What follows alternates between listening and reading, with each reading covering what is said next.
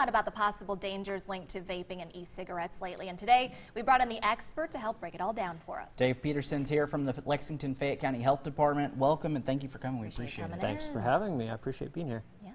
A big deal. I mean, we've been talking a lot about this here in local news, some of the possible regulations from local lawmakers, but talk about it, I guess, from your perspective and what you guys have seen at the health department. Well, from our perspective, it's a concern in that there has been such a fast increase in the number of people vaping, especially young people. You know, just in the past year, you know, in Fayette County, we've seen about a 40% increase in teens that are using vaping devices. Right now, close to 28% of Fayette County teens have reported using an electronic cigarette or a vaping device in the past 30 days. That's so high. Oh my goodness. It's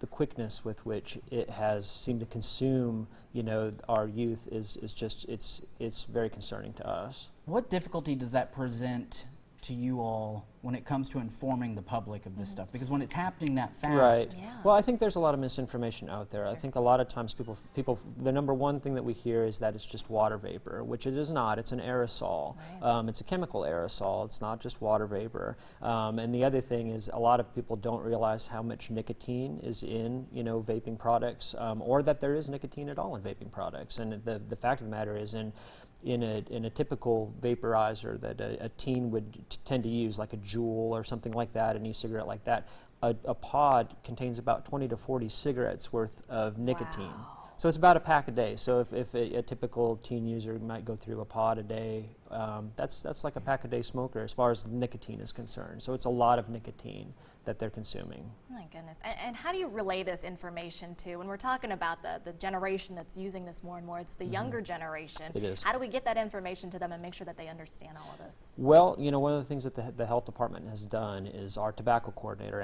Angela Brumley-Shelton, she has conducted some trainings for Fayette County Public School teachers. In fact, some of the training came from Stanford University, who's really a leader in research and development of training protocol for vaping and whatnot, but helping to inform teachers and helping to inform caregivers of teens, just to look for certain, you know, what to look for, you know, for signs that teens may be vaping, or just to give them some basic facts of this is, you know, this is what they contain, and to try to dispel some of the misinformation out there. Yeah, How much is all of this new legislation going to help in the fight against some of this stuff? It's going to help a little bit. So just recently there has been a federal mandate passed that raises the age to purchase tobacco products, which vaporizers are considered to be a tobacco product, to 21. So that, you know, it was 18 in most states, Kentucky included, and so that took effect immediately. So that will help to curb, you know, youth being able, you know, especially that 18 to 20 age range, being able to purchase them. Of course, we know a lot of teens are probably not getting them,